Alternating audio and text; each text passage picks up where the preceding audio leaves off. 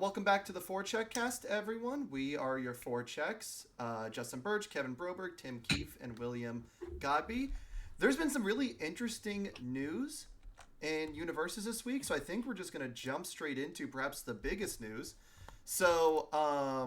Albuquerque, somehow, despite being 2 months out, has already been kind of filled with a lot of, or at least some controversy and drama. Because when they announced its date and location last week, they announced that it was going to be the Saturday of the release of Attack on Titan Set 3, meaning that the cards were going to be legal for about 24 to 48 hours at that point. And so a lot of people started freaking out about if that was going to be, if they were going to be able to get their cards in time, if they were going to be able to do anything about it. Now, they have since retracted that decision, and now they're saying it's not going to be legal. So I'm kind of curious, before we really kind of fully delve into it, on your guys' end, where were you guys on the side of like good or bad for AOT3 being legal? I think suitable for attack, like the final arc of Attack on Titan. It was scary and frightening and exciting. To me, that was my vibe on it. Like obviously, it's stressful and challenging to get a bunch of cards together, to build a brand new deck for a brand new format. Um, so I'm a little disappointed that they ruled it back, but I kind of get it. Yeah, I was fine with it. It makes it a little bit harder to feel good about taking a couple PTO days and flying out there and all the expenses and stuff when you're not gonna, obviously there's a difference between like not having confidence in your deck and being like, well, this is a brand new format, this is kind of a crapshoot. But if it was drivable, I'd be going either way. So I don't think it was awful. I could see some people being put off by it though. Sure. Yeah, I, I've played Magic, and Magic had done this before, and it hit a lot of backlash for doing something like this because it's hard to get stuff very quickly. It incentivizes vendors to upcharge their stuff to unreasonable amounts just because they know people will pay it because they have to play in the event and they have decks ready to go. But like overall, I'd be okay with the chaos with it if it wasn't for all the like unobtainium aspects of it, right? Yeah.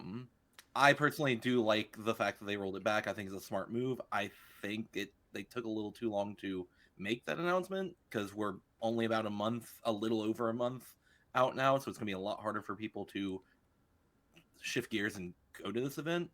But I hope it works out for them. I'm not gonna be able to be one of those people who can shift those gears, but Yeah, I Yeah. know kind of on a personal level. So I don't know about y'all, and much to the chagrin of a certain employee that I know is watching the stream right now. I'm a singles buyer, foremost and first and foremost. I may buy a couple of boxes just to see if I get some like cool alt arts and things like that. But really, I like to find a deck on like TTS, really get comfortable with it, and then like 2 weeks before the tournament, just order all the cards in. Um, and maybe have like one or two locals decks on the side when I have the time to make it to locals. So I was very nervous hearing this news because I went, oh crap, I don't really budget like multiple cases, which is hundreds of dollars, into my budget plans. And I don't know if anyone else on on my team is going or anything else to Albuquerque. Am I going to be able to get these cards? And are there going to be cards that are like vital to really stay competitive? Like a Botan's coaching style foundation, like you should pretty much always be playing on Symbol. right. Yeah, and the flip side of that is there was a risk on their part that if that wasn't the case, right? If there wasn't, if it like even if it was just like Critical Role, where like yeah, Sweeping Daggers is a crazy card, but if you showed up with a deck that didn't have a single Critical Role card in it, you could find perfectly viable and reasonable decks within those bounds. And if that's what people decided to do as a reaction to this format, now your first event with the new set that just dropped, none of the cards look like they're good because none of them were in Top Cuts, Right.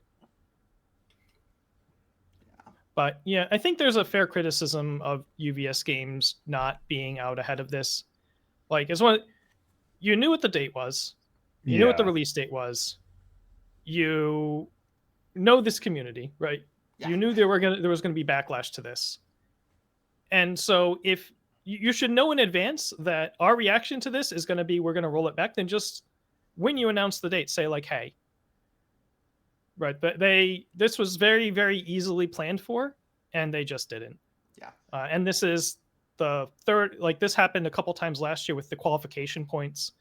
Right, there were times where they dug in their heels, saying, "Nope, you're going to have to qualify in points," and then they backtracked, and then they did the same thing for Nats. They said, "Oh, but just do these challenger events, and you'll just get all your points automatically because we don't want to say we're backing out," but they were, and so a little more forethought Yeah. would help.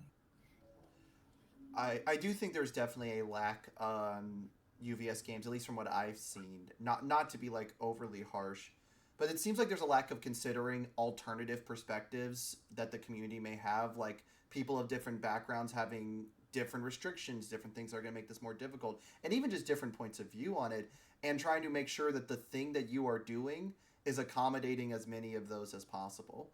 Like, you mentioned qualification points. Like, that one screamed like we aren't taking consideration people who don't have many locals and maybe can't travel as much for nationals there. Like that, or especially when regionals were points locked. And here it's like, hey, if you're not one of those people who has $1,000 to burn to make sure you can buy a bunch of cases at pre-release, there's a real problem here. And it's not even like I've seen a lot of people go, well, just play with like the cards without AOT3. Normally you can play a deck that doesn't use much of the new cards, and there's an argument for that. But it creates more of a bad feels, because then you feel like if you're losing to decks that are using the AOT3 cards, you go, oh, I just lost because they were able to get the cards more soon than me. And especially if what wins is like an AOT3 character, Right. then it's, oh, that person had an unfair advantage.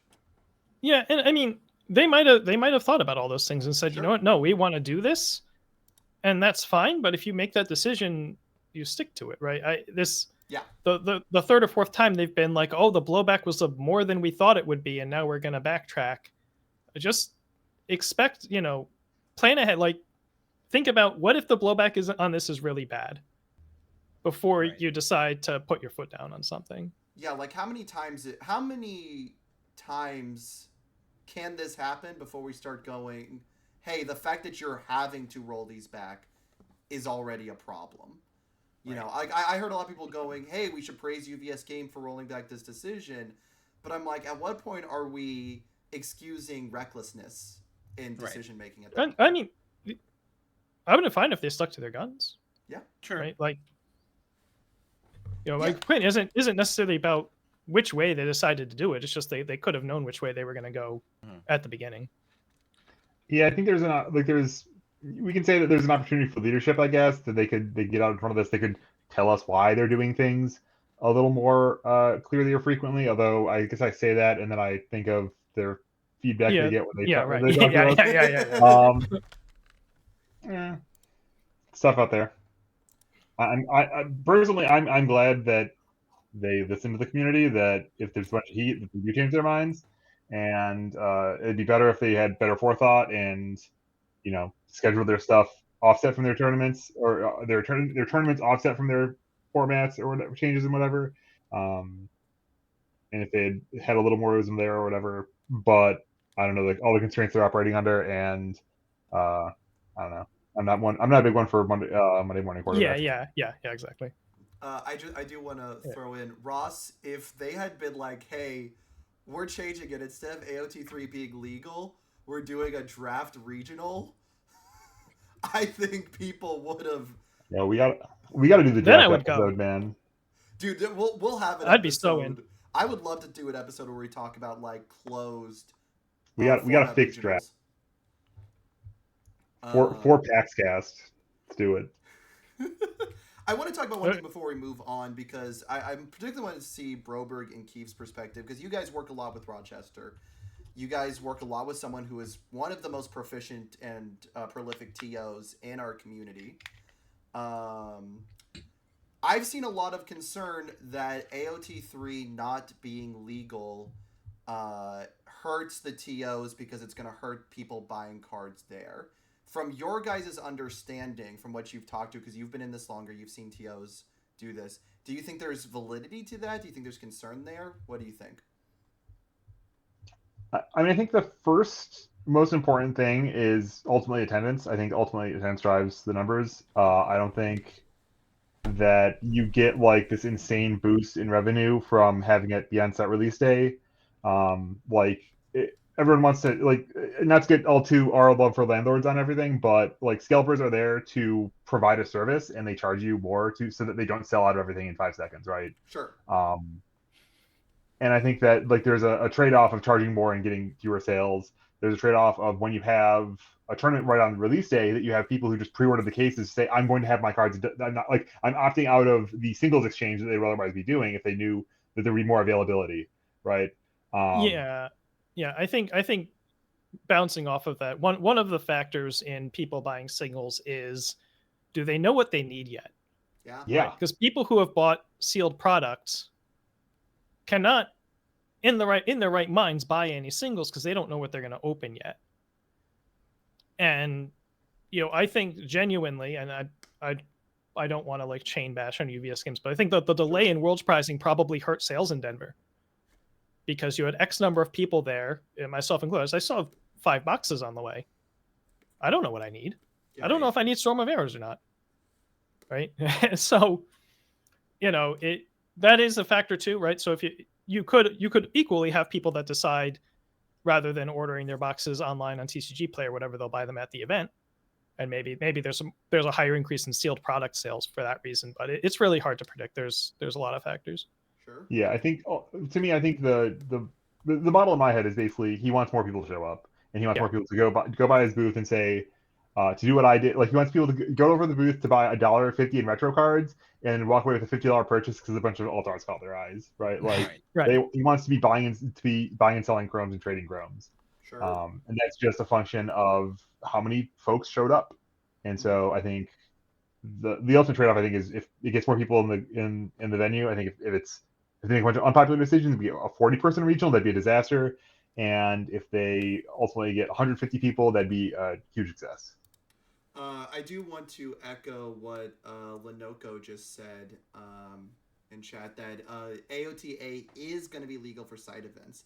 And what's really notable about that is that means mainly for draft and sealed it's going to be legal. They're probably going to be doing pre-release style events there. And one thing that's going to help is now that people aren't feeling like they need to buy all their product before AOTA, you may even see more people participating in draft and sealed because they know they're going to get more value with the potential sealed product they're getting there because they're not having to buy their cases in advance to make sure they have the product. Yeah, absolutely. And will also be legal for retro and stuff too, but no one's gonna be chain buying AOT for that. I hope you're not that worried about AOT 3 in a format where 30, 40, 50 sets are legal. I mean, I'm gonna pay to win teams, dude. We're gonna play standard teams. I'm gonna play 3 AOT 3, like AOT 3 spotlight decks. I'm gonna crush. Like there's still incentive for people to buy product there. It's just not forcing people to rush or possibly fight other people about it. I don't think anyone's going to fight in this community about it, but it's happened in other games. I can't like completely dismiss the idea. But I don't know. I like that it's legal for side events because that still pushes sales without all the stress. Yeah, depends on the side events, but I don't want to lead into a later topic here. Yeah, of course. Speaking of moving on to the next topic, I do want to talk a little bit about the upcoming ban list, because next week is our April ban list. Now, I want to do it a little differently than we did it last time. This was partially Keith's suggestion. Last time, there was kind of like, is something going to get hit? Is something not going to get hit? And I know a lot of the people here are kind of thinking there's a decent shot, at least myself, I'm thinking there's a decent shot nothing gets hit, because they might want to see if EU has the same results as NA. So, I don't want this just to be, it's nothing and we move on. Here's how I want us to do this one. I want you are given a tip by a UVS Games employee. You are told behind closed doors that 2 cards are getting hit, but they didn't tell you which 2 because they were killed by Lenoco before they could reveal that information. And you find out... In Minecraft. In Minecraft. Yeah, For legal right, reasons right. in Minecraft. And you find out David Toombs is the gambling addict. David Toombs is hosting a contest to see who can guess the ban list. And so you go, I've got to try this. What are the 2 cards going to be? Oh, so you're automatically right because you always win bets with David Toombs. That's the Exactly. framing So here. no, Okay. my guess is actually going to be correct. But oh, am I quiet? Hang on. Let me turn mine up a bit. I might have just been out sitting away from my mic as well. So with that in mind, you have to pick 2 cards for the ban list. What are your 2 cards you think UVS games would be most likely to hit? Is that including things to get errata? Errata, Or... yes. Okay, cool. Yes, ban This is or from last errata. week. Let me get mine down. This is normally on my fridge, obviously.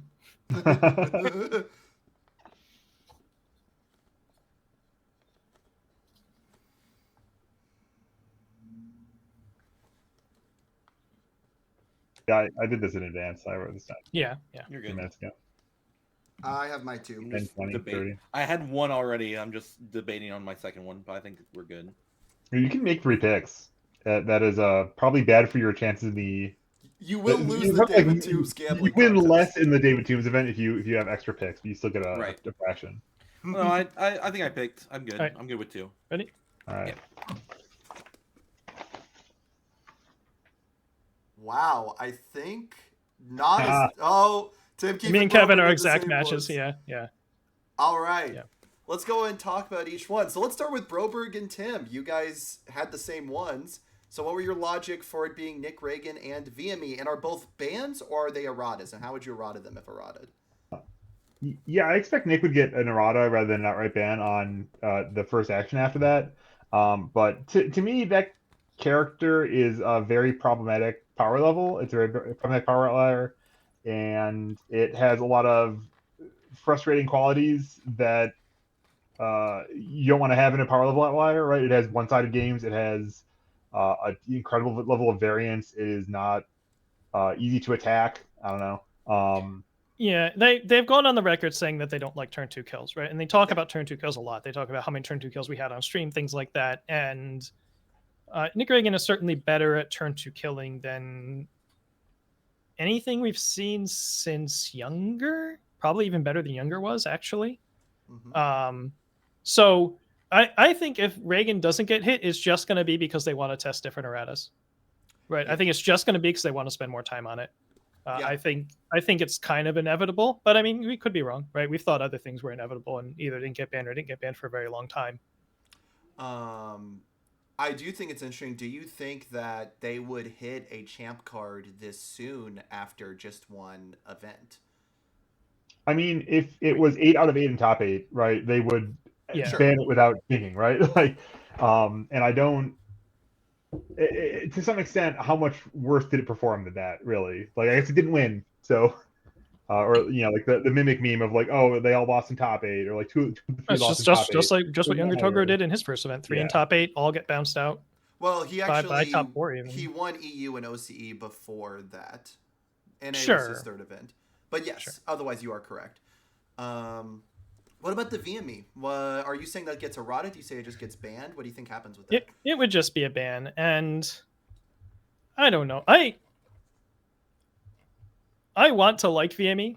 I am a pay momentum to do good things fan. Yeah. I was defending Ever Hopeful on this basis for a little while, and I think it's just we've seen Ryukyu get hit, we've seen Mimic get hit, we've seen people concerned about Mitchell and whether or not he should get an errata, and the running theme of all of these is that they're just decks that are good enough at generating momentum through non-traditional ways that they're able to really lean on VME. And we've had Void Rodan decks with combined firepower and VME, and people complain about that. It just feels like VME is the common thread here, and like at some point we're going to stop punishing characters for VME's power level. Sure. And it's worth noting that we are clearly wanting to print characters on the chaos symbol that are cheating crazy momentum. I mean, Allura, while we haven't seen her show a lot tournament wise yet, is a character that can get upwards of 4 momentum across 2 turns, which goes pretty crazy in a deck that's can run VME. Right.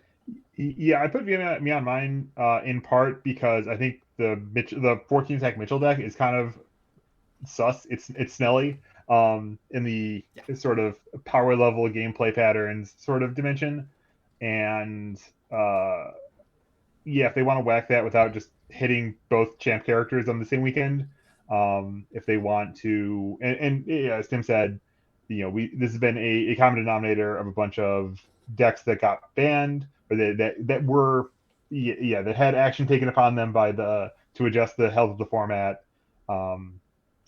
And also I need to pick 2 cards, and I hate Nick Reagan a lot more than I hate VME, but Yeah, VME's it's sus. It's sus. yeah. I don't think VME is as inevitable as Reagan is. I think it's kind of like on any given ban list, there's like a 1 in 4 chance they hit VME, and if they don't, it's like, okay, I'm not surprised, and if they do, we'll be like, okay, yeah, that makes sense. Yeah.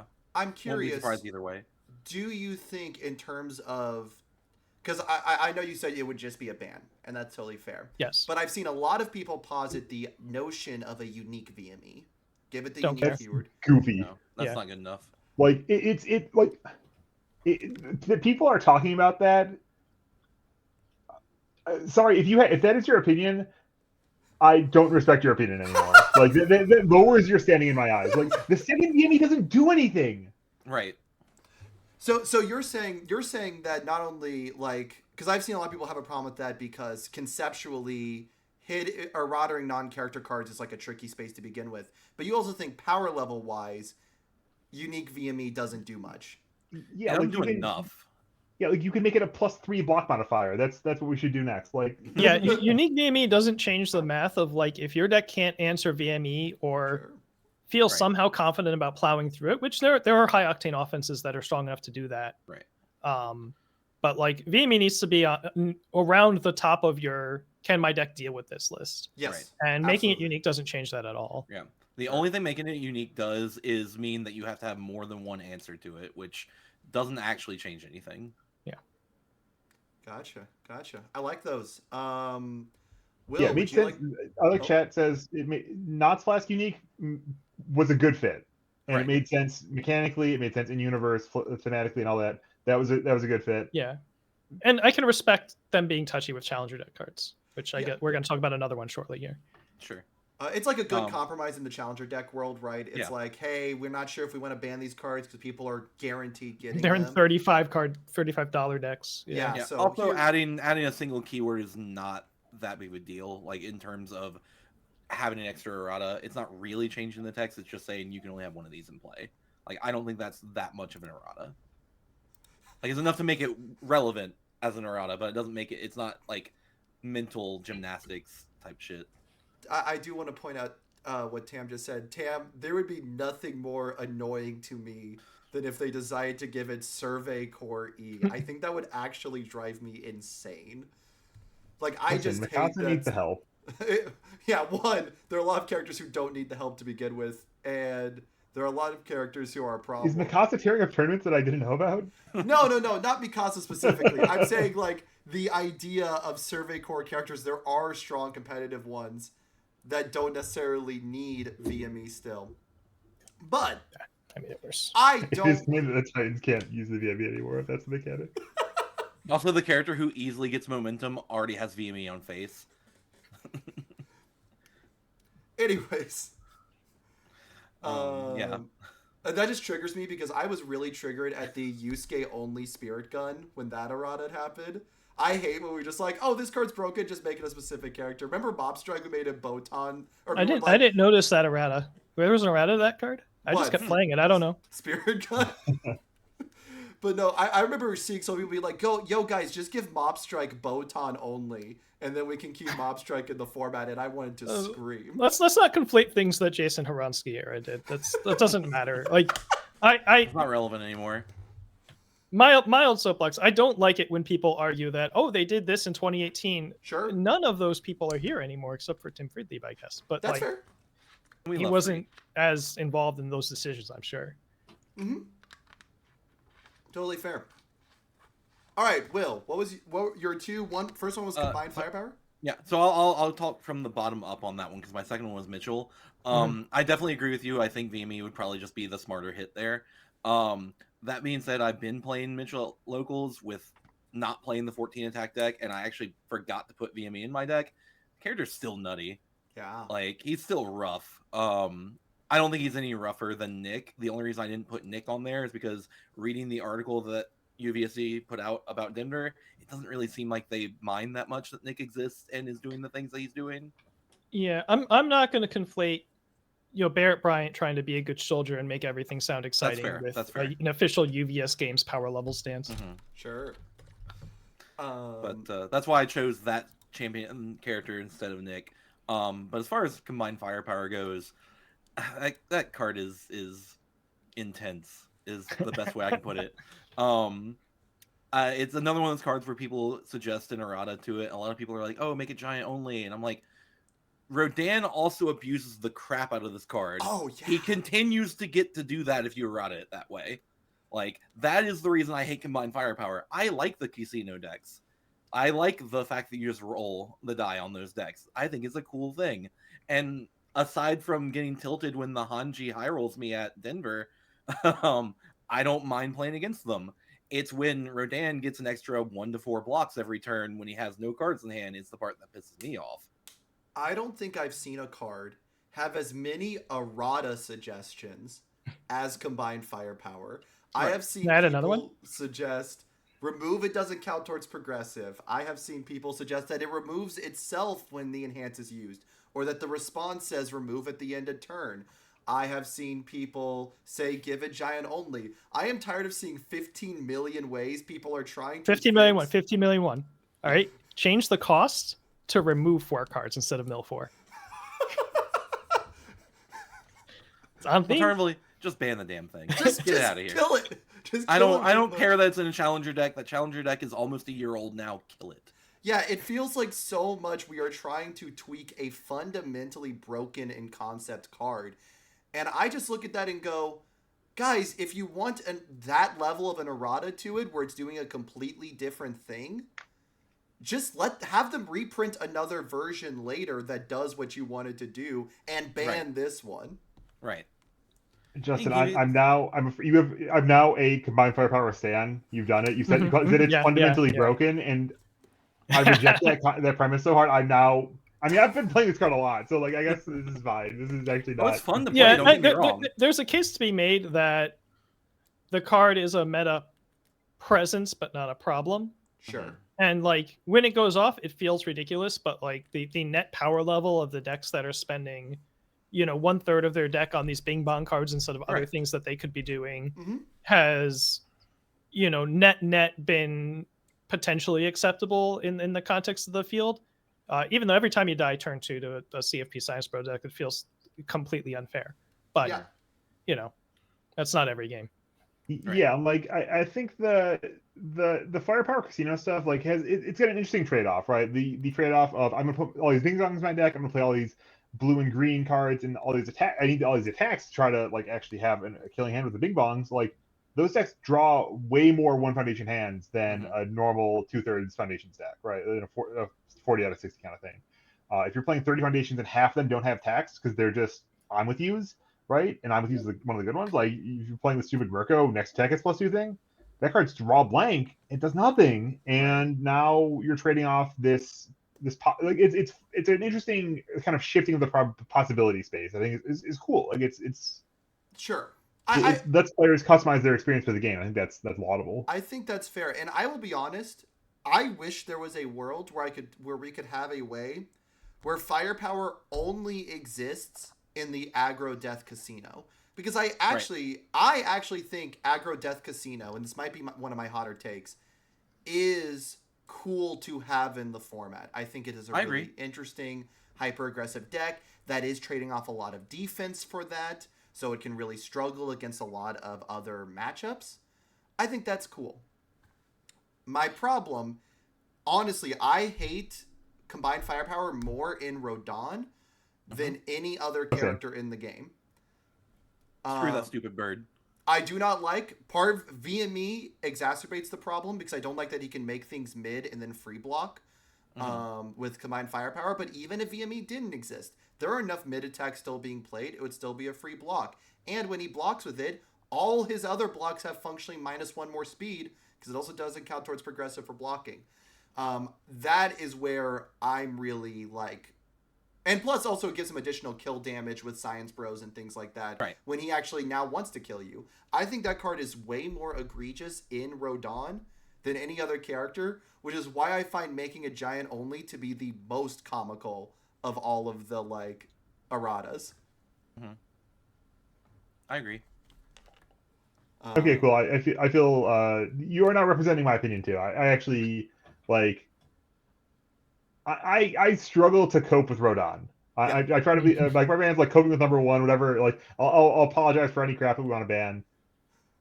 I hate that bird, dude. That sucks. I do. I hate that bird so much. And it's funny because I have a lot of Rodon cope relatively to other things that I get really mad about. Yeah, but like I appreciate yeah. like there's a raw power level concern there more Yeah. than anything else. Right. I just feel he just feels ostentatious. Like you play him and it's like, man, I got to work really hard. You don't have to work at all. Yeah. You like, oh, you checked a 6. Who knew? Like, oh man. I do look at Rodon as someone who's taken it to tournaments before. Now I've taken the worst air version of them, but I always look at Rodon and I go, I don't like this character, and I keep feeling like this character should die. However, I also can't decide if this character is a necessary evil or not. Like, it is a chain block character that can keep up with the hyper aggression that exists in a lot of the format nowadays. Whereas a lot of, and he's one of the few characters I think right now that's really doing the I'm blocking 3 or 4 times, which I think should probably exist in some form. Is he too good at that? I don't know. Yeah, and I mean, in the counterfactual, could people that want to play a character like that move on to Tarians or Negeres or characters like that? Yeah. And it's just Rodon just does this better, right? I mean, Yes. Jin's still out there.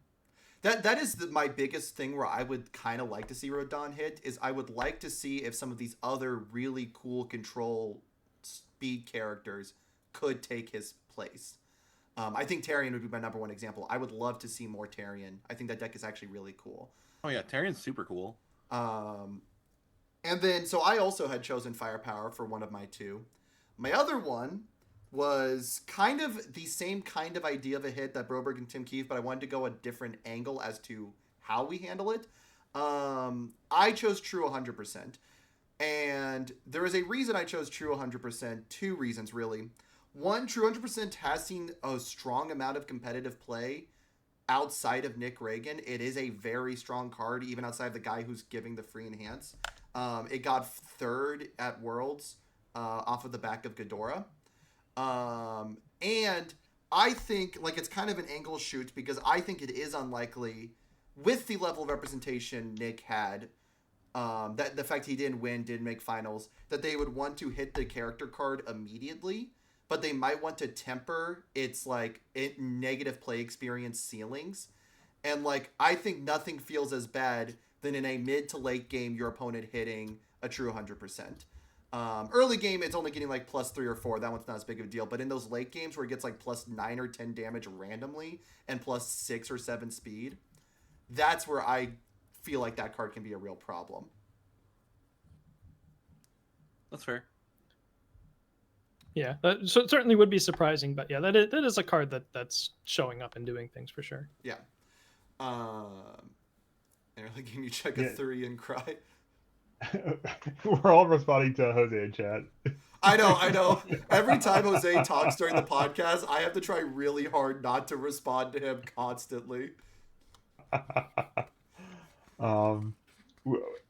Okay, we got a draft cast, we got a Tarian cast, we got a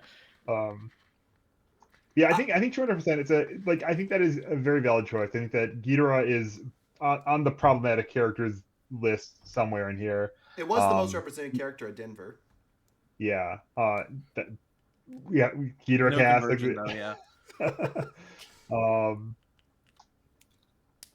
Yeah, it's a strong effect. It's a splashy effect. It does some crazy stuff. So I think I would be surprised if they take that out of the format. But it did. I mean, put up several results. So maybe. Sure. All right. I do want to just quickly ask though before we move on. Now we've kind of given what our 2 would be.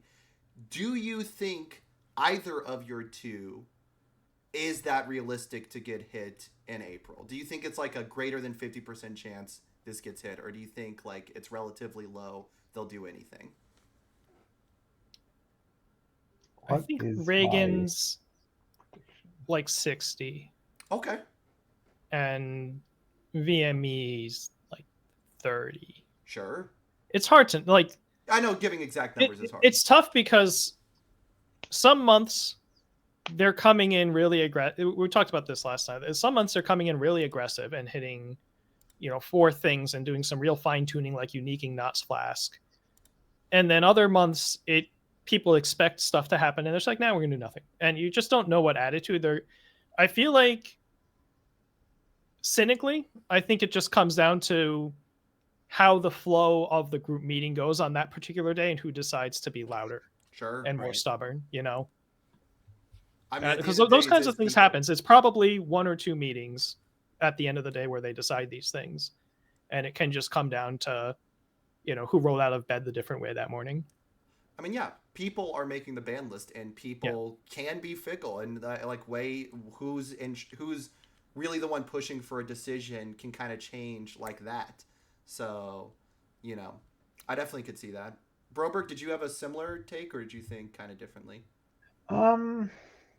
Yeah, I guess. I don't know. Kevin tries not to be as cynical as me about his game's operations for sure. I mean, I just don't have opinions on what they do. Like, I'm not gonna try to think that hard. Sure. I hope that they have good decision-making processes that are driven. Like, they've made noises about wanting data before. How much data you can have, how much meaningful data you can have, how much to wait, whatever. That's a hard topic. And I don't envy their job in many ways. Oh yeah, absolutely. So like, I think I'm probably like 50-ish. I guess so. As they say, right? Either it will happen or it won't happen. So it's 50-50. Yeah. And I think I'm not too far apart from that on will they do anything or will they not? Will they say Denver was good enough, let's get more data, or will they say, well, we think that XYZ is a problem? I guess my extreme hopium is they'll ban sweeping daggers because screw that card. I think it's probably going to take a lot for them to hit something that has, rightly or wrongly, and you can argue this, but something that's very high secondary market value. No, they need to ban it so I can get 50 of them for my cube. I do think when it comes, not to tangent too far, but when it does come to sweeping daggers, I hate to ever say David is right about something. But I think David was right when he called out, like right as this card was revealed, that eventually sweeping daggers will see a ban list. I don't think it'll be soon because I think you're right, second market value. But not for the silly mill deck that David plays. But for right, yeah. But for the idea of like this flexible, slightly overstated 4-diff that can become whatever the best attack you need at that moment from your opponent's discard pile is. Yeah, I don't want to tangent. That card I could see getting hit. Yeah, it could be as simple as the other symbols catching up over the course of the year. That's fair. Jose, I played against that card. I don't care. Sweeping daggers is Twisting Edge or Inferno. Never getting banned until 6 months before it rotates. Maybe it's because I played Ymir and my attacks didn't matter that much if they stole stuff from them, but like I had zero issue with sweeping daggers over the weekend. I played Patchwork Babies, it was a disaster. That's fair. Yeah, the one time it got me was when they hit my defeating the Colossus Titan. And you know what? I okay, fine. I guess I died. Yeah, I'm running 2 of them, one found a 20 in my discard, you got it, and I didn't have an answer for it. Okay, I died. It's 5. It becomes a 10 mid 4, and if they're low enough, it's for 9. Yeah. And powerful 3. Yeah, it was just the unblockable. Like, it didn't kill me. I was just like, well, that happened. I think when I had a guy hit sweeping daggers, remove a lethal slash from my discard pile, was where I was like, oh my god, this is miserable. That's what you get. That's what I get for playing that card. Cool attack. Yeah, how dare you? How dare you? Hey, you should have played Jaw Titan, dude. There you go. Easy health share. Oh man! You want to build a backup or shift attack from your discard pile? Go for it, buddy. All right, so moving on though. Does anyone have any final thoughts they want to share before we move on? All right, So moving on, one thing that I wanted to kind of talk about with how many times every player in this group has seen a top cut. One of the cool things that happens when you're in top cut, at least in more modern memory, I don't know if it's always been a thing. You get Sure to see hasn't. it has? Has not. Oh, it has not. In modern memory, you get to see your opponent's deck list, and you get to like kind of know what they're doing going in. And a really interesting thing that we kind of talked about last week is they've now expanded that to all of Swiss. All of Swiss now gets to see their opponent's deck list some number of minutes before the round. Plus, they're usually online if you want to really just look at everyone's list in your downtime. So I don't really want to get into like, is it good, is it bad, whatever. We talked a bit about that last week, and quite frankly, it does. This is one rule I don't think is going to matter people's complaint. I think it's staying for at least a while. So, what advice would you give new players? What would you be telling new players to keep an eye out for when they are looking at an opponent's deck list? Because I think a lot of people don't think that much about it. So so you said new players. If you're a new player, don't look at your opponent's deck list. Yeah. Interesting. Don't. Right. Because you can't like the UGN is not built for that right now. Like I don't think I can zoom into the card when I click. You on barely it. know what your own Pinch, cards yeah. do. No, they scale. They scale. They do okay. Yeah. But if you don't already know what the cards in their deck do, if you have to read half their cards, Sure. you have 3 minutes. You're not going to get a lot out of it. Sure. And Yeah. If you're a new player, look at their attack zones. That's what I was gonna say. That makes sense. And probably nothing else. Just see. Read their character. Spend the time reading their character, and then go look at their deck zones. That makes a lot of sense, and I like that angle. Like, yeah, a lot of new players, you don't want them to get overwhelmed. And yeah, just like the triage of where you can spend your mental energy, like you're not going to get a lot out of it. you know, there's something mental load, right? Like, Yes, yeah, absolutely. Like it's a joke. It's No, it's as real. hell. Right. The term's a joke, but the idea is very much real. Like, mental load No, the is term a is big very part. real. Like, it's that real. is a It's a real real result in psychology. Like it's a real thing. But that is fair, and I like that. I like that idea, like telling new players to not think too much about it. So let me rephrase the question. For your upper intermediate players who are like maybe a little bit off of making a top cut, or are making it into top cut but are losing out pretty early, what for those players who can probably handle that information, what would you encourage them to keep an eye out for? Think about all the things. Think of it as a time-saving measure. That's how I'm going to think of it most of all. Mm-hmm. Anytime I go through my opponent's discard pile trying to find their attack zones, or, hey, what deadlock do you have? Or, hey, are you playing this action card? That is all stuff that I now should be figuring out before the match so that I don't have to go looking for it. Right. So that's sort of my 3 lists is attack zones, deadlock, hand traps. And you know, anything else I learn about their deck that may or may not be useful is going to be a matchup based thing. You know, maybe I care about whether or not they have draw negation or something. But by default, those 3 things are all very useful pieces of information that sometimes we go hunting through discard piles for that we now shouldn't have to. Yeah, I think that's a really good frame. I'm a very bad player at that kind of stuff. I hate looking at my opponent's discard pile. I am frustrated when people do it to me. I think I like playing decks that can just beat you over the board without having to try and do all the tracking and stuff. And I am just also a lazy person as far as that goes. That I don't want to be juggling 17 numbers in my head like that. Sure. There's certainly merit to that stuff. And I think another frame to it, I guess the way I would try to look at it is if you have a card you're afraid of, if you have a card that's like, oh, I'm playing a deck, I'm playing a Carrion. How many Hacker Extraordinaries are in your deck list? Let's go check. I think hand traps are a good one. You know, if there's anything that you get halfway through the game and say, well, I can beat anything but a runaway here. How many runaways were in his deck? But I think critically, it has to be stuff you can actually remember. It has to be stuff you can actually commit the results of your search to memory and track, and then be able to recall it 20 minutes later when you're getting tired trying to think through a complicated board state on the table.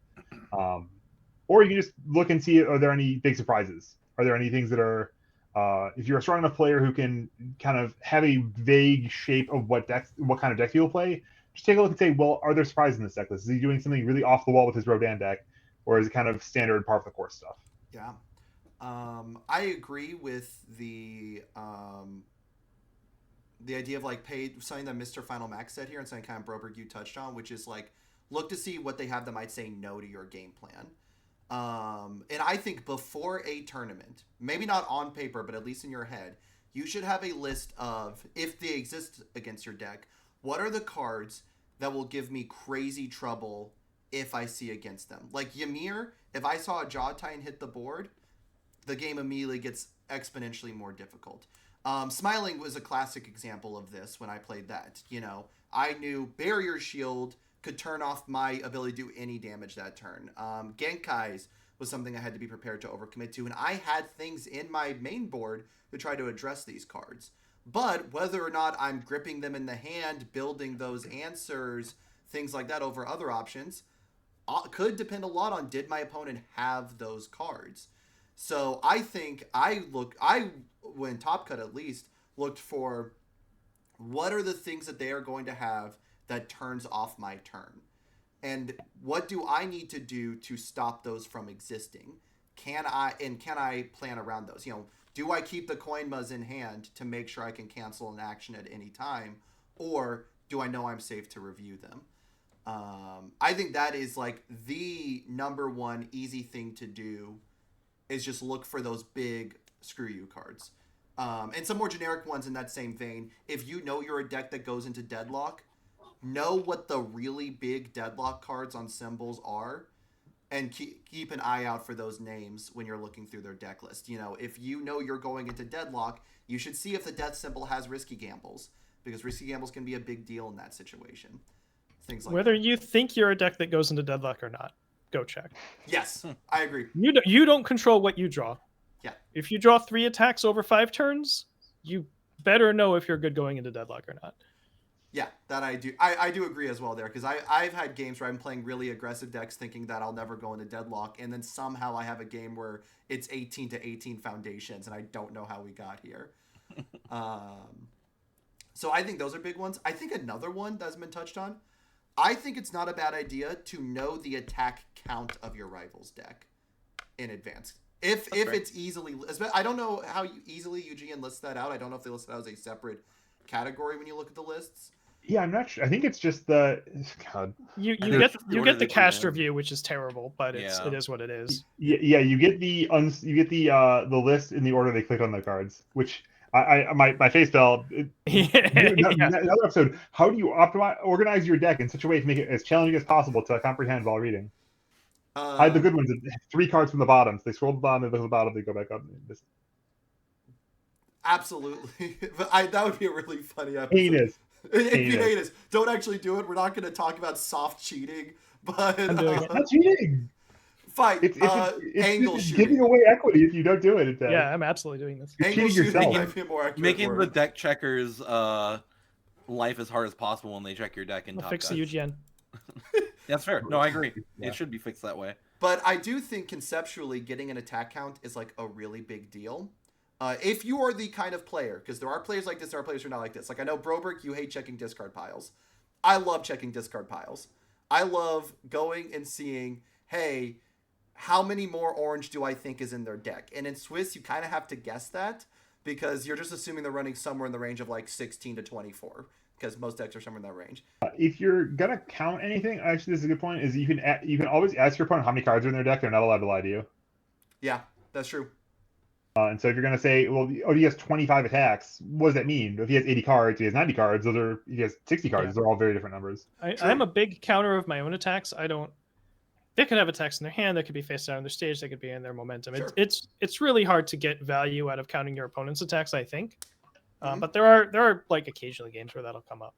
I just think it's a really quick and easy number to remember, and that's why I just say, and I think it's a quick one to count. Like, because the big thing about this is like you have a limited amount of time, you have a limited Not amount. when I potpourri all my card types into different spots in the list.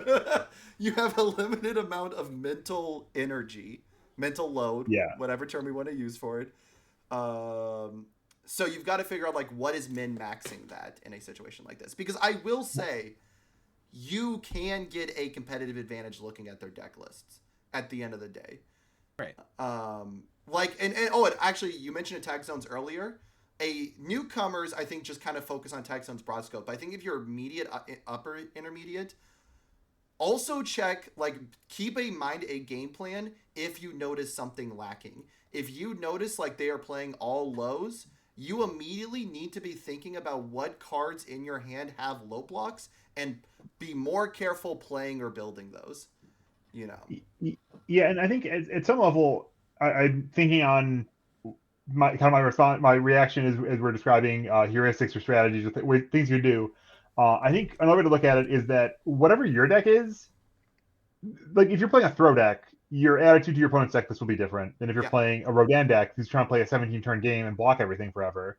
Will be very different than if you're playing a damage reduction spam deck, if you're playing a Grog deck, if you're playing a Byakko deck, if you're playing a one-shot El Draguro deck, if you're playing a Death Rattle El Draguro deck, right? Whatever. There's a million decks you can have that all will care about different things to different extents, and I think hopefully like this discussion can give you some tools to come up with your own approach to what you Right. want to look at, right? If you're playing a all lows Godzilla, count your opponent's low blocks. Absolutely do that, and scout for anything they have like a VME, like a if they have cards like Mikasa defeats the female Titan or Three Eyes of Hiei, they can fix their block zones. And if they don't have those, then you just need to know that here's about how many low blocks they have. You know, they'll probably keep the low blocks they draw, but if they're like playing their low blocks out, like it's going to inform what you got going on. And if they do have those, then maybe if you have some Vast Cyber Chimera Krakens, maybe if it's not a low attack, but you get some stage interactions, you save those for the defeat the female Titan type stuff. I do want to say, like, I don't want to tangent too far, but I do want to say in this scope, because I've seen people talking about, you talked about like the low blocks. I've seen people in chat talking about like counting the low blocks. A lot of decks are low on low blocks. I do kind of wish we've talked about fixing the UGN app or like improving the UGN viewability of things. I wish that if we're gonna do this, that it was at the level of UVS Ultra, that big stats like found number of foundations, number of attacks, and number of each block zone, maybe not the block mods, but at least numbers of each block zone, was public information easily viewable from looking at their deck list. And the reason why I would want it that way is because it equalizes the playing field from like memorizing a billion cards and not memorizing a billion cards. Yeah, what is surprising, I'm pulling my phone out to pull up a deck. If you have your own decks, if you have like a public deck list, as opposed to I guess a tournament deck list, because I know that the tournaments are you kind of get an image of the deck as a copy of the deck as it is when you click submit. Like there are nice views. Like there's the stacks view, right? Look at that. Yeah. Right. No, that Yeah, one's why can't that Imagine be? seeing this. Yeah, why can't that be in the public There's no deck list? chicanery to Like, this, but instead you just get the raw list view of here's a card, here's the next card, here's the next card, here's the next card. That is in whatever order it was the cards were clicked on. Yeah. So like they got the tools. I don't know. Yeah, I agree. right. And like again, like I'm trying not to rag on UVS games too much because that's one of my favorite hobbies. But like We come from a place of joy in the game and frustration. Yes, that is. Any minor inconvenience, honestly. We come from a place of love. It is from a place of love because it is a place of wanting to see this game get as good as it can and see the tournament experience get as good as it can. And so I don't want to rag on too much this, but I do agree. Like the way, while I want to give strategies for how to like look at deck lists, the way it is set up makes implementing those strategies much harder, and that kind of frustrates me. Yeah, I guess at some level, if you want to be just a needlessly generous person, you could just give your opponent your phone with your deck, your actual real deck open, and show them the stacks view that way. Yep. Just give away equity for no reason, but like it'd be nice. One piece of advice I want to Broberg, give. I will gentlemen's that if you and I face each other round, I will hand you the version from UGN, you hand me the version from UGN, and we're good to go. Perfect. But one piece of advice I want to give, and this is on the opposite end of things, not just like looking at your opponent's deck list. Don't let this dissuade you from playing your spice. Yes. Like I think that there are a lot of people who are now concerned that they're not going to be able to play their spicy stuff, their cool techs, their cool combos, because now your opponent gets to see them. That stops them from surprising your opponent. But like, your opponent still has to figure out how they work together, and still, cool combos are cool. Keep playing them. They can still get people. Oh yeah, and also that implies that those spices never work in games 2 and 3, which we just know is not true. Like spice like that works all the time, even in when Right. your opponent knows it's coming. Right. Yeah, if you only, I think that people kind of get too hung up on the rock paper scissors dynamics that like if I in I don't know, I'm not gonna try to get into deep into psychology, but yeah, like and a thought crossed my mind earlier too, and like when my first advice was if you are a beginner, if you're a newish player, whatever, don't look at your opponent's deck list. Like you can discern an advantage from this. You can also level yourself Yeah. very easily with a deck list. You can very easily over fixate on something. You can very easily deviate way too far from the normal strategy to try to like play around something. And I think that's a real danger. Like you need to stay grounded and stay like in the moment of actually playing the game and not just getting caught up in your head of Right. whatever thing you think is the most important now because you saw there's 2 copies in the deck list. Like Yeah, I like one of my favorite things to do is to play stupid 1x deadlock cards, right? Yeah. Yeah. And I'll just say like either if I draw it, then cool, but if I check it, now they're like, oh, how many do they have? Yeah. And then yeah, I have a you second got, one in the sideboard, and I have Schrodinger's deadlock card. They have no idea, ooh, yeah. right? Games 2 and 3, they could both be gone. They could both be in there. It could still be 1-1. I did that with Gently Theft in the Sam deck. Did that with Blow to the Head. That is Oh, a yeah. thing that's going to change a lot for game 1s now is the oh, do they have more of something? Like if I'm worried about Barrier Shield, if I know Barrier Shield screws over my gameplay and I know you mainboard 2 and I've seen 2 in the discard pile. This went from before being like maybe he plays 3 or 4 to now I know he has 2, now I'm good to go. Yeah, I'm but good to go. Y'all, now if I haven't checked it yet, they're still thinking about it, and that's perfect. y'all, I really want Flesh and Blood sideboards now. I'm sorry. Where you What do are free flexible siding. Oh yeah, That'd yeah, be yeah. so yeah. cool. Gotcha. That'd be so cool. Okay, you want to talk about mental load? Imagining new players having to deal with pre-sideboarding on top of public deck lists. Bro, just don't think about it. It's not that hard. Just do the right play. Like You heard it from the world champion. Just make the right play. Just play good. Just play better. just don't play bad. Like it's not that hard. Oh man. No, I'm being facetious, but I'm also not because like if you have a strategy, if you have a game plan, it doesn't have to adapt to every new bit of information, right? If you make a 0.005% bleed of advantage by not acknowledging new information, you had 3 minutes to search. Like make a plan that just gets you 80% of the way there in 3 minutes and don't worry about the rest. And like you probably don't need 3 minutes to get 80% of the way there either. Look, and yeah, all laughing at the way you worded it aside, there is truth to like getting in your own head can be just as bad as not having the information to begin with. You know, I think a lot of players are going to who have not gotten comfortable with like top cut deck lists and things like that, not get in their own way as they are constantly thinking, oh, I haven't seen one barrier shield. Maybe he has it. Maybe he has it. Maybe he has it. And play way too careful as a result and like never try to execute their game plan. Like I think that is a very real thing that can happen for a lot of players. Yeah, and I think I should explain. If anyone isn't aware of Pareto's principle, it's a idea that shows up all over the freaking place. That in terms of kind of inputs and outputs of a system, you get 80% of the results from 20% of the inputs, and it takes 80% more work to get to get squeeze the last bits of blood out of the stone. And broadly, choosing like doing the right things, choosing the right things to focus on, gets you outsized returns compared to just trying to like do everything all the time. Yeah. And I think it's a broad idea that carries across a lot of domains, and especially when you're in a resource constrained situation, when you're in a time limited 3 minute period, having an idea of what's going to be important to you is the most important thing you can have going into that. Absolutely. I do agree with that. Does anyone have any final thoughts before we move on to our last topic?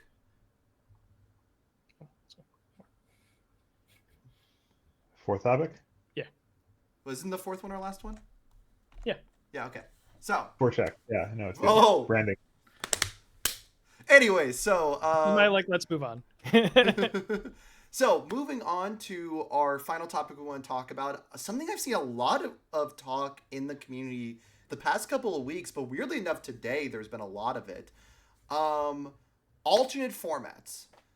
Now, Universes has, for most of its time, it's had standard, it's had retro, or prior to My Hero, it was just Legacy or extended or whatever. Legacy extended, and then it's had draft and sealed. And you occasionally saw triple threat get run as like 3 people show up and want to do triple threat. And you we've had a couple of good triple threat weekends. We have had a couple. I'm being a little bit mean when I say if we get a Tio who wants to push it that weekend, yeah, usually. But and then most recently we've had boss battles very recently, right? And boss battles have been widely liked by the public. What I found is interesting is how many other formats I've seen proposed. Everything from a commander-style multiplayer was what was getting talked about today, to a tag team format, to I know was it Will? Weren't you the one who coined the term heroic for the idea of? I was the first person who suggested that be called heroic. Yes. The idea of like My Hero 1 and beyond, so like, people who got started with My Hero can play all their cards because there's a big influx that came in. And I know Final Round, not to shill my own group, is like trying to push now Universal, which is you start with the Universe's card back, which means you get the DLC 2020 cards in there as well. It means I get to play Win. And it means you do get to play Win. Wait, was it really just the DLC cards? It's DLC forward, yeah. It's DLC cards, and then it's the Grim Wonderland promos. Most of the Grim Wonderland promos. Okay. It's like heroic plus 0.3 sets. Yeah. Of 3 sets worth of cracked stuff, but nonetheless. Yeah. Yeah, I watched the first. I'm gonna confess, I watched like the first 20 minutes of that, and then like did something else for the rest of my night. Hey, I just read Andrew complaining about it, and that was enough. I am waiting for like that for that first tournament to actually happen before or be discussed, like locked in, before I really start delving into that format. But what I have seen, the reason I bring these up, is a strive for another constructed format. Because we have retro, which is a different constructed, we have the sealed formats, and then we've had formats that change like how the game is played, but not necessarily how you're building the decks and things like that, or what cards you have access to when building the decks. Do you guys think we need more alt formats? Do you think more side event formats would be good?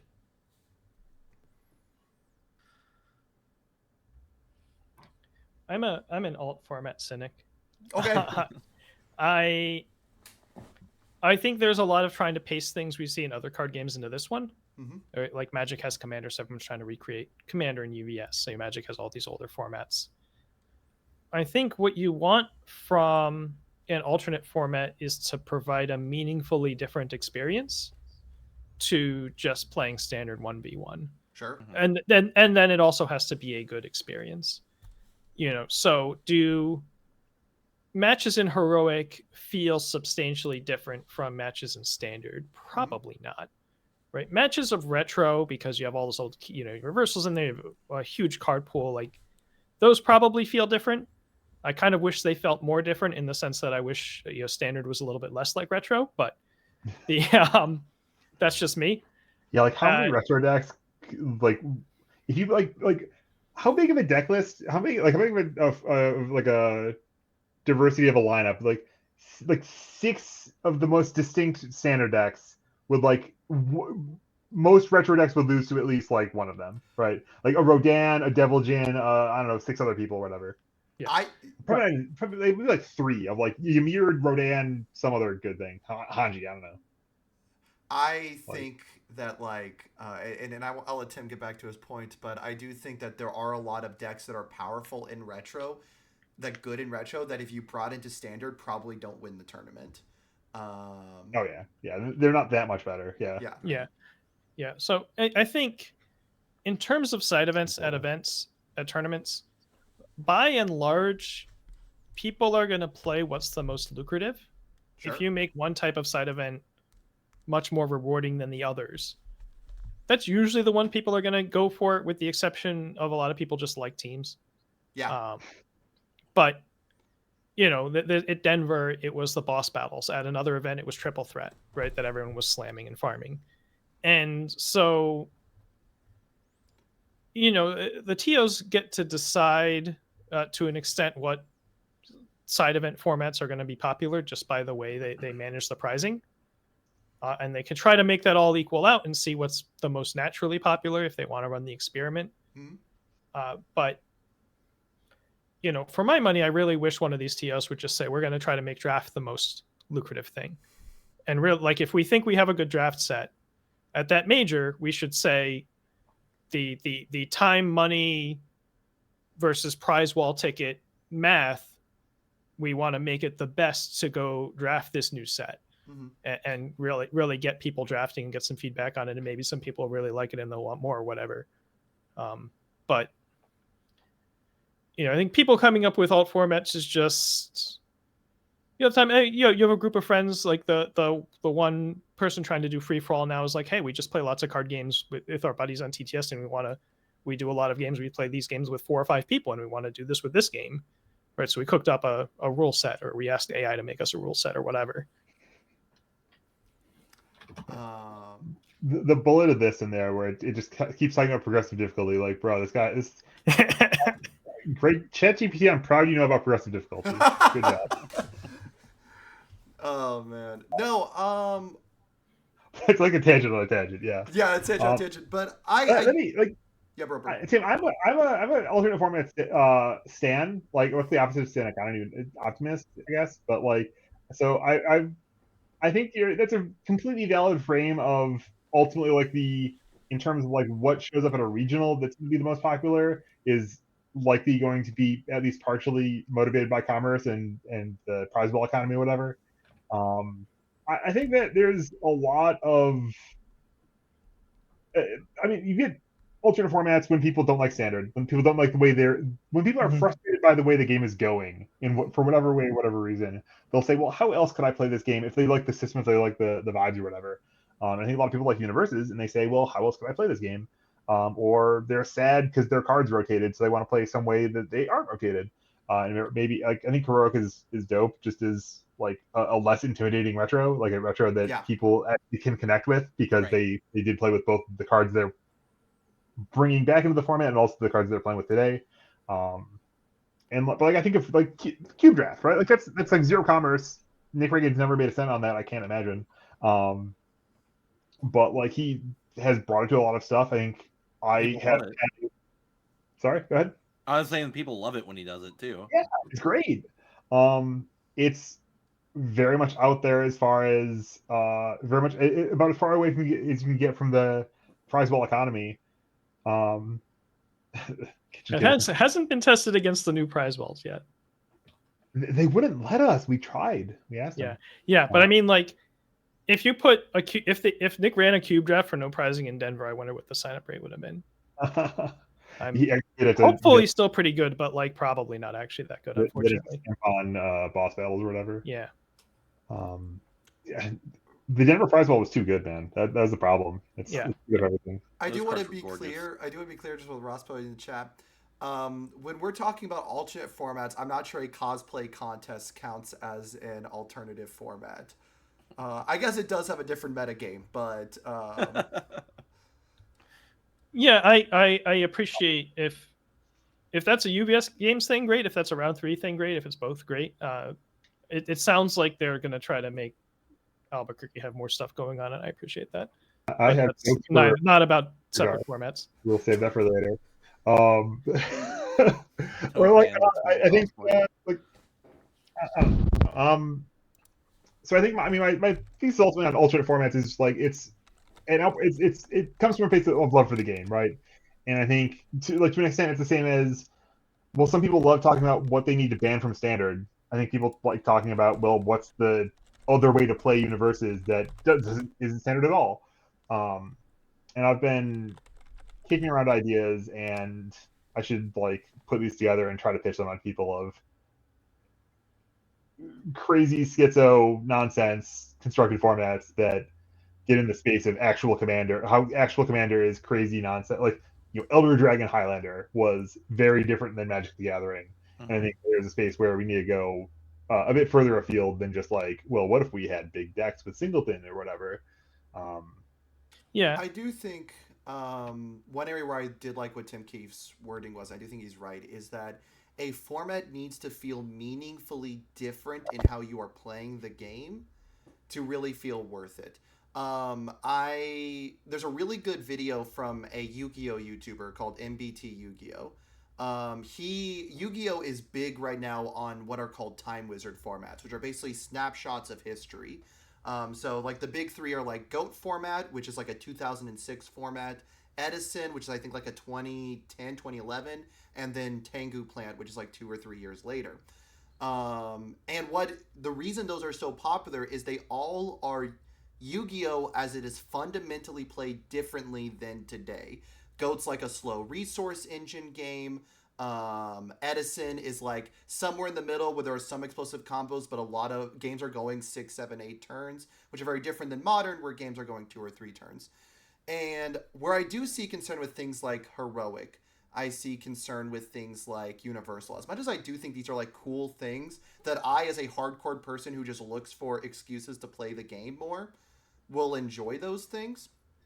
I don't think they're really playing the game meaningfully differently than how we play standard right now. Like, I don't think the rotation that we just had, which rotated everything that would be in Heroic besides MHA1,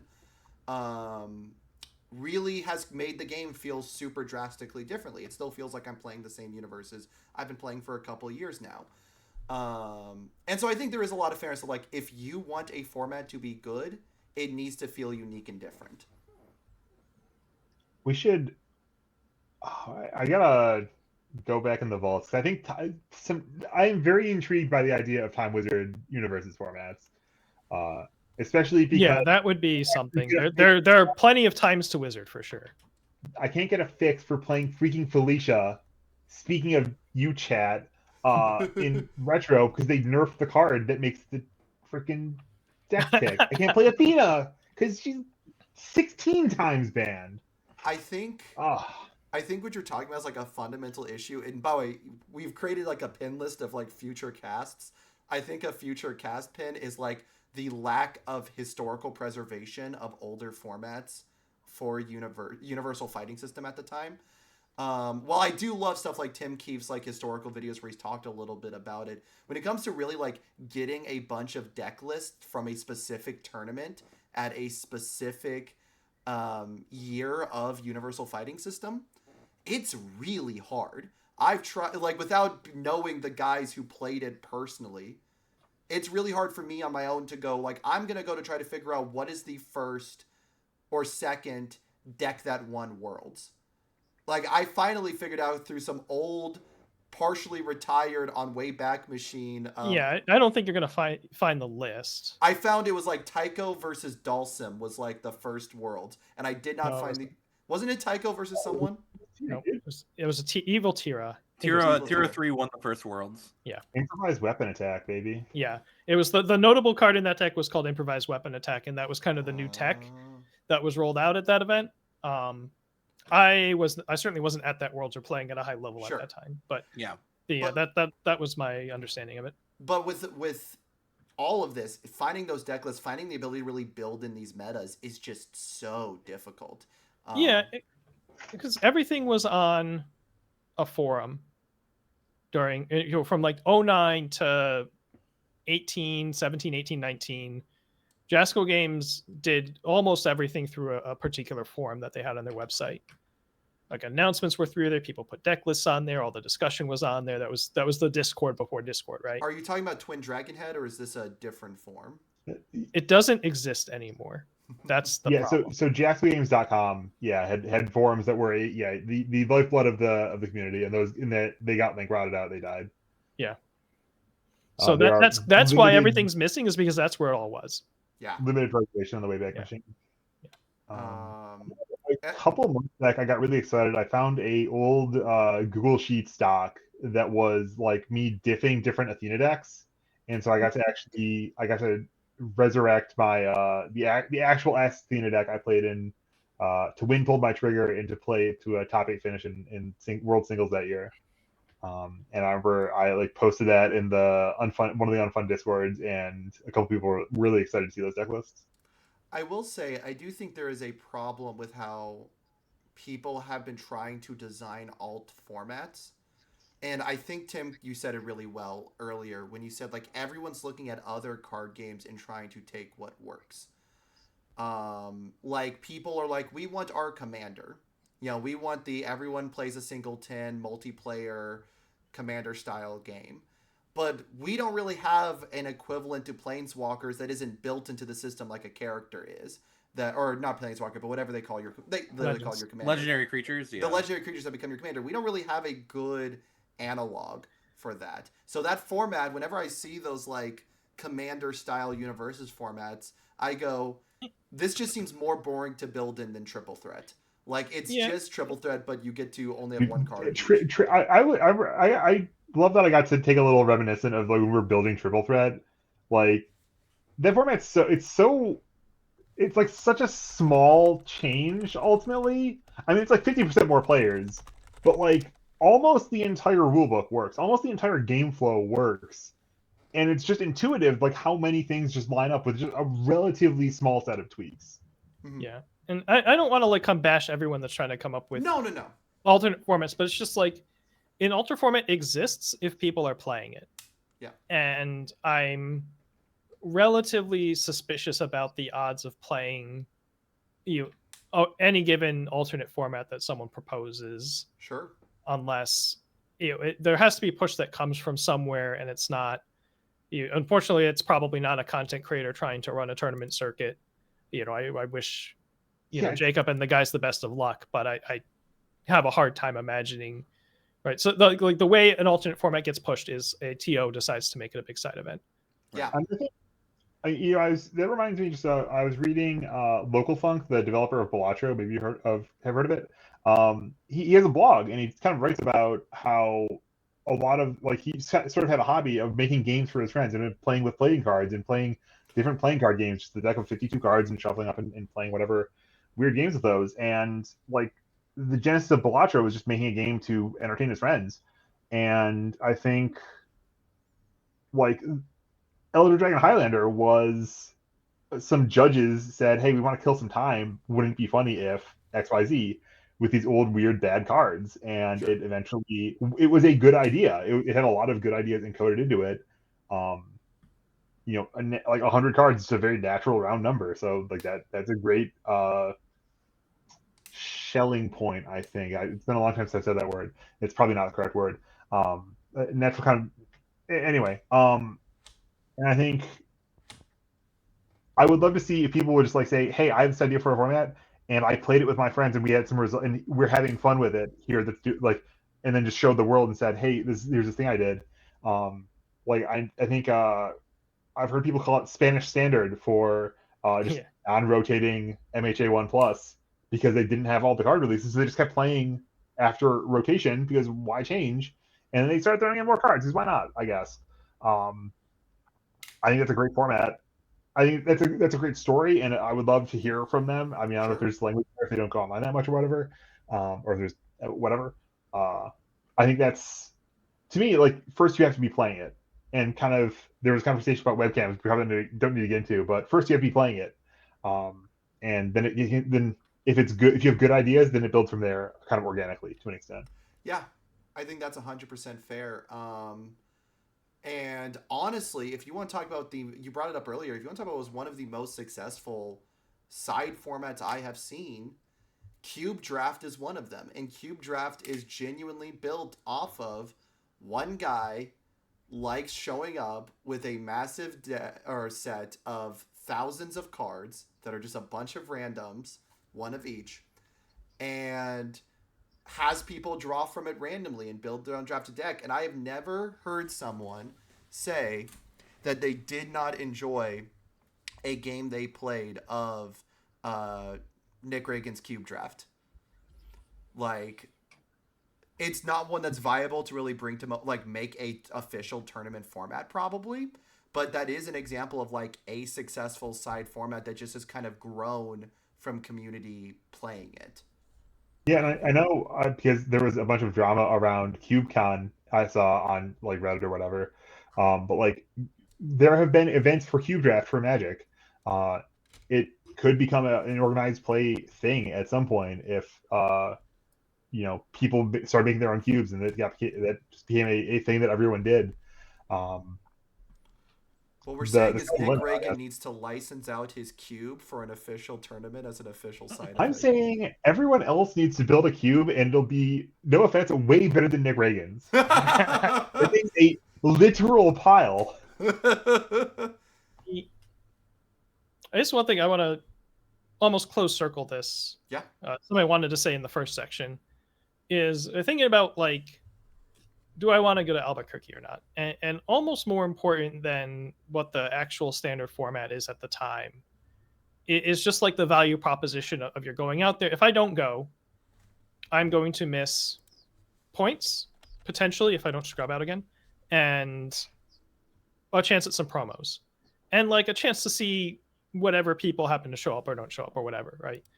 And like that's not valueless to me, but what would hurt my FOMO more is if I was missing a chance to have UVS game experiences that I don't get to have back at home. If we went there and the side format being pushed was Cube Draft, or the side format being pushed was normal draft, which we don't get to draft all the time at home, right? Yeah. And so alternate formats, because the way in which they exist in a large scale is because regionals push them. If regionals were pushing alternate formats that I was interested in playing, and I don't get to have that experience without going to the regional, then I'm missing out on an experience beyond just points and promos, right? And playing some fun games of standard, hopefully. I think that's 100% fair. Yeah. Like at the end of the day, tournaments are kind of like we have talked. The universe has talked about like turning tournaments to be more than just the main event, really getting people more excited about the community aspect of tournaments. And I think like if we start getting more of these experiences that people want to engage in that are different ways to play, I think that will be really good. I do think it's interesting we've gone this entire conversation without mentioning Spotlight or Challenger Sealed, which are both technically official side formats. Where'd I put? I just got my Challenger decks in from the Redemption Center, and I'm like now prepped to play two probably like C tier Challenger Series format. Are the old Challenger decks like the like old Vicious and Spike One legal for Challenger I format? No, imagine those no. are I'm in. pretty sure it's just Bebop and Trigun forward. I hate Yeah. it. I'm so mad. Now, it would be funny if you took any of those decks. I think most or none of those decks will have like multiple reversal keywords. They might all work with modern rules, so you could consider it. Actually, we tried to keep those keywords out of our startup products back in the day. Are they like 40 cards though? No. No. Oh wait, the spike. Oh yeah, they might. Some of them might be turbo decks. Yeah, those are turbo decks. Ah, unfortunate. I That's mean, fine. Probably not super illegal, I guess, right? yeah. I'd allow it. You're still cycling 10 if you want to do it. Go Yeah. for it. I'd allow it because it'd be funny. Like, And then someone shows up with Scorpion and you're sad. Dude, like Spike versus Vicious is actually really good. I guess I haven't played a ton of games on both sides of the matchup, but like people thought Spike was gonna crush, and we had like, I think we had 6 people show up. So we did like 3v3 Team Spike versus Team Vicious, played a round robin, and it was like 5-4. It was awesome. I think both those characters are actually insanely fun characters too. Like, I think that is just. I think those decks are fun decks. Yeah, like if you pick those up at the store, like, and you have a friend who you want to fight some turbo old cards with, like, give it a shot. It's a fun match. Yeah, absolutely.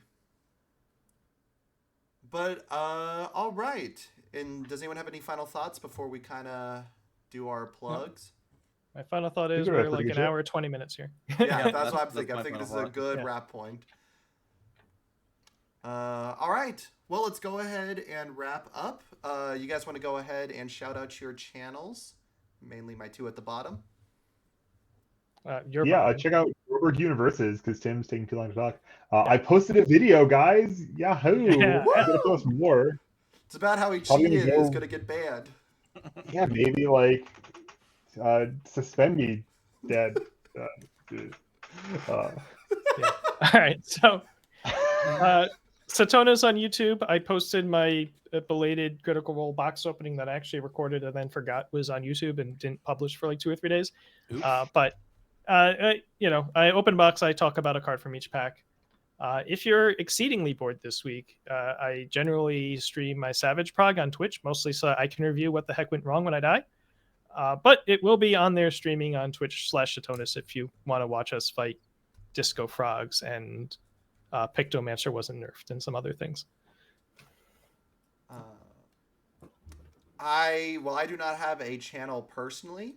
I do have a cool announcement, an announcement that's probably going to be met with a thank God by a few people. I finally got the first 2 episodes of the Universes or of the 4Check cast uploaded, got the channel set up. So sometime in the next couple of hours, I'll be posting those to the available Discords. If you want to go ahead and look at the videos, they are public at youtube.com / the handles, I don't know if the handle is 4checkscast or at 4checkscast because this is my first time really working the YouTube channel. That's what it tells me the handle is. So, like I said, the first 2 episodes are up. The 3rd episode will needs a little bit additional editing because of us losing the middle. So I'm going to get that fixed up. That should be uploaded this weekend alongside this episode. And then I'm going to try to make sure that every episode after that point, now I know how the system works, gets uploaded within around 24 hours after release. Nice. Banger. All right. Thank you all for hanging out. Thank you, Guile, for spying as an employee of Universes. Thank you, Chad. And thank you, Chad. It's always fun to see y'all talk. We will see you all later. Yeah, good night. Night.